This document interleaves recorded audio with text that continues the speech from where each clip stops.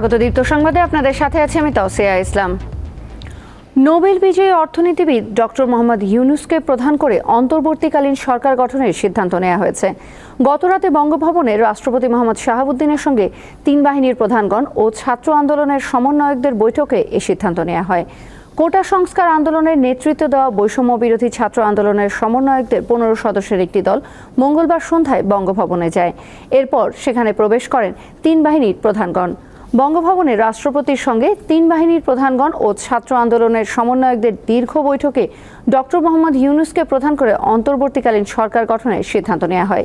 বৈঠক শেষে রাত 12:15টার দিকে ব্রিফিংয়ে বৈষম্য বিরোধী ছাত্র আন্দোলনের সমন্বয়কদের পক্ষে নাহিদ ইসলাম জানান, অন্তর্বর্তী সরকারের বাকি সদস্য কারা হবেন সে বিষয়ে 15 জনের নামের একটি তালিকা রাষ্ট্রপতিকে দেয়া হয়েছে। খুবই দ্রুত সময়ের মধ্যে এই তালিকা নিয়ে বিভিন্ন রাজনৈতিক পক্ষের সঙ্গে আলোচনা করে চূড়ান্ত সিদ্ধান্ত নেওয়া হবে।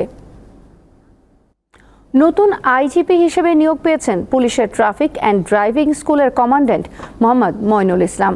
তিনি অতিরিক্ত আইজিপি ছিলেন।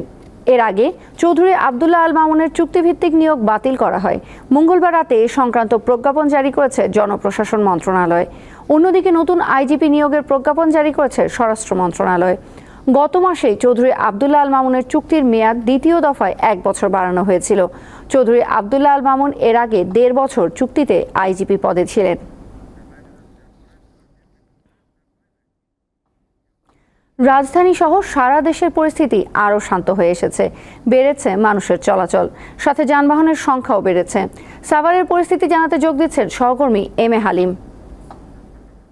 হালিম, এই মুহূর্তে ঢাকা আরিচা মহাসড়কের অবস্থা কেমন দেখছেন, আর সাভারের সার্বিক পরিস্থিতি কি?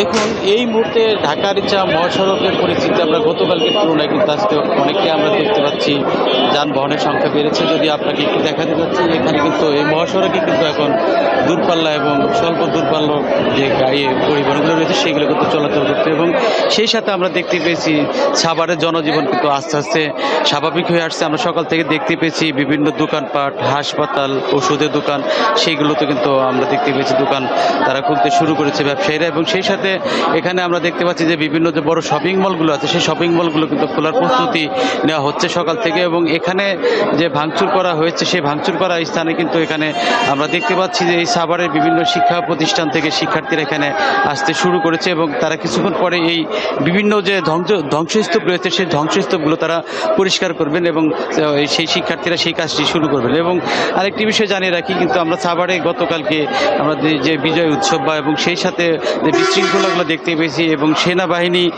রাত্রে নামার পরই দেখতে পেয়েছি সাভারের পরিস্থিতি অনেকটাই শান্ত হয়েছে। এবং সেই সাথে অনেক রাজনীতিবিদরা আছে, তারাও কিন্তু আমরা দেখতে পেয়েছি যে তারা বিভিন্ন দিক নির্দেশনা দিয়েছে। যেমনটি আপনাকে বলতে পারি, ঢাকা জেলা যে বিএনপির এবং সাভারের সাবেক সাংসদ তিনিও গতকালকে আসছিলেন, এবং যুব দলের তারাও কিন্তু আসছিলেন। তারাও কিন্তু বিভিন্ন মহাসড়কে তারা টহল দিয়েছে, এবং তারা জনগণকে একটি কথা বলেছেন যে এই যাতে কোনো বিশৃঙ্খলা না হয়, রাষ্ট্রীয় সম্পদ সেই সম্পদগুলো যাতে ক্ষতি না হয়, এবং সেই সাথে সংখ্যালঘু সম্প্রদায় যারা আছে তাদেরকে তাদের বাড়ি ঘরে যাতে কোনো আক্রমণ না হয় সেই বিষয়টি তারা বলছেন। এবং আমরা আজকে আরও সাভার পাশাপাশি কিন্তু আশুলিয়া বা অন্য স্থানে সেখানে কিন্তু আমরা জানতে পেরেছি সেখানে এই বিভিন্ন রাজনৈতিক দলও কিন্তু এই পরিষ্কার পরিচ্ছন্ন যে সেই ব্যাপারটি তারা শুরু করেছেন, যাতে জনজীবন স্বাভাবিক হয় এবং দেশের যে এই কয়েকদিনের যে বিশৃঙ্খলায় বা এই আন্দোলনে যে ক্ষয়ক্ষতি হয়েছে রাষ্ট্রের সেই বিষয়গুলো সবাই সেটি পুনরুদ্ধারের জন্য সেই কাজগুলো করছেন। এবং তারা আস্তে আস্তে এই বিষয়টি তারা যেমনটি বলছেন যে এই দেশটি সবার আসলে এখানে আন্দোলন হতে পারে, কিন্তু এখানে সেই আন্দোলনের কারণে দেশের রাষ্ট্রীয় সম্পদ ক্ষতি হবে এবং একেবারে দেশ অচল হয়ে যাবে সেটা তারা মোটেও আশা করে না। সেজন্যই অনেককে আমরা দেখতে পেয়েছি নিজ উদ্যোগেই কিন্তু এই বিভিন্ন শপিং মল এবং আশেপাশে সেখানে তারা পরিষ্কার পরিচ্ছন্নতা শুরু করেছে। তো এই ছিল সাভার থেকে আমার কাছে সর্বশেষ। এম এ হালিম জানাচ্ছিলেন সাভার থেকে। নওগাঁয় জনজীবন স্বাভাবিক হতে শুরু করেছে। জনপথে লোকজনের চলাচল বেড়েছে। এছাড়া বিভিন্ন ব্যবসা প্রতিষ্ঠান খুলেছে। নওগাঁর পরিস্থিতি জানাতে যোগ দিচ্ছেন সহকর্মী আব্দুর রৌফ। রৌফ, নওগাঁর সার্বিক পরিস্থিতি আজ কেমন দেখছেন?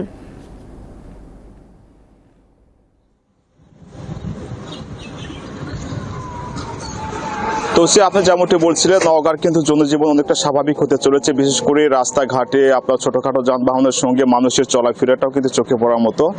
গতকাল মঙ্গলবার থেকে কিন্তু নওগাঁর কোথাও কোনো প্রকার অপ্রীতিকর ঘটনা ঘটেনি, বিশেষ করে হামলা, লুটপাট, আগুন দেওয়া কিংবা ভাঙচুরের ধরনের কোনো ঘটনা এখন পর্যন্ত ঘটেনি। তাই পরিবেশ পরিস্থিতি আপনার আপনাকে একটা কথা বলে জানিয়ে রাখি, সেটা হলো যে গতকাল থেকে কিন্তু শিক্ষা প্রতিষ্ঠানগুলো খুলেছিল। গতকালকে প্রথম দিনে আপনার শিক্ষা প্রতিষ্ঠানে শিক্ষার্থীদের উপস্থিতির সংখ্যা কম হলেও আজকে কিন্তু বিভিন্ন শিক্ষা প্রতিষ্ঠান ঘুরে দেখা গেছে মোটামুটি উপস্থিতি কিন্তু খুব ভালো আছে। অধিকাংশ শিক্ষার্থীরা তাদের শিক্ষা প্রতিষ্ঠানে আসছে। এবং আপনাকে আরেকটা কথা জানিয়ে রাখি যে আপনার হচ্ছে সরকারি যে অফিস আদালতগুলো গতকাল থেকে খুলেছে, সরকারি অফিস আদালতে কিন্তু এখন পর্যন্ত শুনশান অবস্থা বিরাজ করছে। সেবাগ্রহীতাদের সংখ্যা একেবারেই কম এবং নিরাপত্তার খাতিরে কিন্তু অধিকাংশ উপজেলা পরিষদ প্রশাসনের যে প্রধান গেটগুলো, সেগুলো প্রধান ফটকটি আপনার হচ্ছে বন্ধ করে রেখে যে ছোট গেট সেটি খোলা রাখা হয়েছে। এ কারণে আপনার দপ্তরে কিন্তু আপনার বিভিন্ন দপ্তর প্রধানরা এসে কিন্তু তাদের দাপ্তরিক কাজগুলো সম্পন্ন করছেন। কিন্তু সরকারি অফিসগুলোতে যে আগে যে সেবাগ্রহীতাদের একটা সংখ্যা ছিল যারা আসতো, কিন্তু সেই সেবাগ্রহীতাদের সংখ্যা অনেকটা কমেছে। এছাড়া জানিয়ে রাখি যে দেশের এমন অবস্থাতে কিন্তু আপনার হচ্ছে বিশেষ করে বিএনপি জাতীয় পার্টি আছে, তারা কিন্তু তাদের নেতাকর্মী আছে, তাদেরকে কিন্তু কোনো প্রকার শান্তিপূর্ণ পরিবেশটা ধরে রাখতেই এবং কোনো প্রকারের অপ্রীতিকর ঘটানো তাদের না ঘটে সেই জন্য কিন্তু বিজয় মিছিল করেছে। সহকর্মী আব্দুর রউফ জানাচ্ছিলেন নওগাঁ থেকে। সরকার পতনের এক দফা আন্দোলনে বিজয়ের পর গণভবন ও সংসদ ভবনে ব্যাপক ভাঙচুর ও লুটপাট হয়। এসব রাষ্ট্রীয় সম্পদ রক্ষায় মানব ঢাল হয়ে দাঁড়িয়েছে শিক্ষার্থীরা। সেই সাথে মঙ্গলবার রাস্তায় ট্রাফিক পুলিশের ভূমিকায়ও ছিল তারা।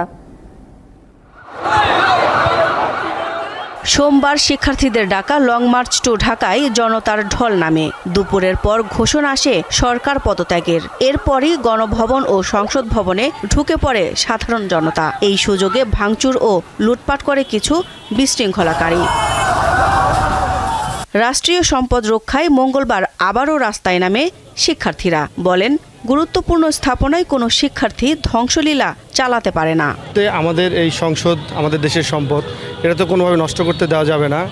যাদেরকে আন্দোলনে দেখাও যায় না হয়তো, তো তাদের এই সব কার্যক্রমের উপরে এফেক্ট পড়তেছে আমাদের উপরে। এটা আমরা এর জন্য রাস্তায় আন্দোলনে নামি নাই যে রাষ্ট্রীয় সম্পদ লুট হবে, তাই আজকে আমরা এখানে সেভ করার জন্য আসছি যাতে রাষ্ট্রীয় সম্পদ লুট না হয়। সংসদ ভবনে যাতে আর কেউ এমন তাণ্ডব চালাতে না পারে সেজন্য মানব ঢাল হয়ে দাঁড়িয়ে যায় শিক্ষার্থীরা। সংসদের ময়লা আবর্জনা পরিষ্কার করে পরিবেশ সুন্দর করে তারা। ওনারা দেখতেছে যে আমরা এগুলো পরিষ্কার করছি ওনাদের আটকিয়ে, ওনারা সেম কাজটাই আবারই করছে। এখানে আমি কাজ করতে চাই, এত মানুষ মারা গেছে, কত কষ্ট, এই জন্য আমি এই দেশটা সুন্দর বানাতে চাই। একটা মুরব্বী মানুষ, তার বিবেক থাকা দরকার। যেখানে ক্লিন হচ্ছে, স্টুডেন্টরা ক্লিন করতেছে, সে বাদাম খাইছে, বাদামের যে ছিলকাগুলো প্যাকেটে ভরে সে এখানে উড়ায় মারছে। মঙ্গলবার রাজধানীর কোনো সড়কেই ট্রাফিক পুলিশ দেখা যায়নি। জনগণের ভোগান্তি দূর করতে শিক্ষার্থীরা ট্রাফিক নিয়ন্ত্রণে নেমে পড়ে। আমাদের পুলিশ ভাইরা যতদিন না আসবে, ট্রাফিক সার্জেন্ট যতদিন না আসবে, ততদিন আমরা এটা কার্যক্রম চালাই যাব। জরুরি ভিত্তিক যেসব গাড়িগুলো আছে সেগুলোকে ফার্স্ট প্রায়োরিটি দিচ্ছি। সুন্দরভাবে মেনটেন হচ্ছে। আসলে আমাদের দেশে একটু সুন্দরভাবে মেনটেন করা হয়তো আমি জন্মের পরে দেখি নাই। সাধারণ মানুষের চাওয়া এত প্রাণহানি, সহিংসতার পর শান্ত হোক বাংলাদেশ, ভালো থাকুক দেশের মানুষ। দিলশাদানি, দীপ্ত সংবাদ, ঢাকা। ঢাকা সহ দেশের বিভিন্ন পুলিশ স্টেশন ও ট্রাফিক নিয়ন্ত্রণের দায়িত্ব দেওয়া হয়েছে বাংলাদেশ আনসার ও গ্রাম প্রতিরক্ষা বাহিনীকে।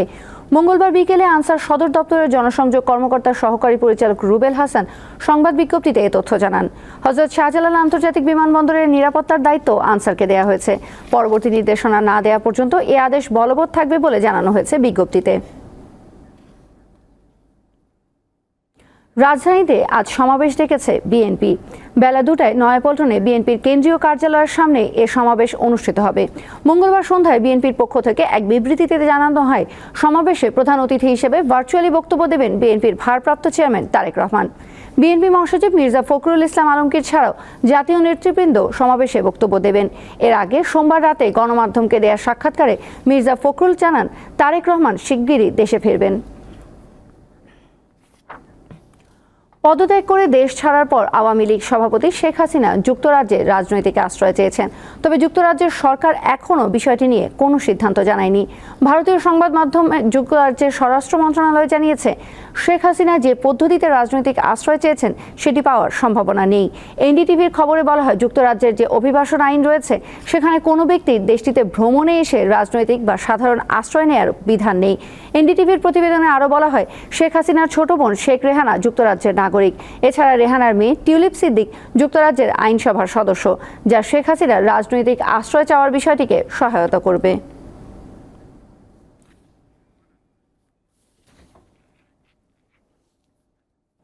ফিলিস্তিনি স্বাধীনতাকামী সংগঠন হামাসের প্রধান নির্বাচিত হলেন ইয়াহিয়া সিনওয়ার। কাতারের দোহায় সংগঠনের সদস্যদের টানা 2 দিন আলোচনার পর নেওয়া হয় এই সিদ্ধান্ত। ইসরায়েলের গুপ্ত হত্যায় নিহত হামাস নেতা ইসমাইল হানিয়ার স্থলাভিষিক্ত হয়েছেন সিনওয়ার।